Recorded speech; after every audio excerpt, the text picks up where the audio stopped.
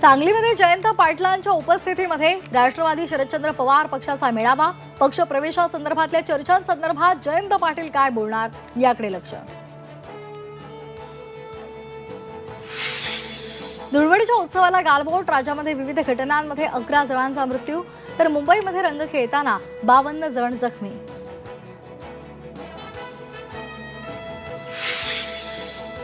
राज्यात उन्हाचा चटका। ब्रह्मपुरीचं तापमान 42 अंश सेल्सिअसवर। विदर्भात आजही उष्णतेच्या लाटेचा इशारा।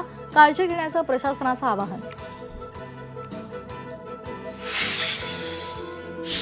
24 आणि 25 मार्चला बँक कर्मचाऱ्यांचा देशव्यापी संप। बँक कर्मचारी संघटना आणि भारतीय बँक महासंघ यांच्यातील चर्चा निष्फळ झाल्यामुळे कर्मचारी संपावर ठाम।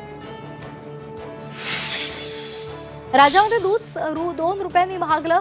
उन्हाळ्यामुळे संकलनामध्ये झालेली घट आणि वाढत्या मागणीमुळे दरवाढीचा निर्णय। सोने आणि चांदीच्या दरात मोठी वाढ। सोनं प्रतितोळा 1339 तर चांदी 2575 रुपयांनी महागली।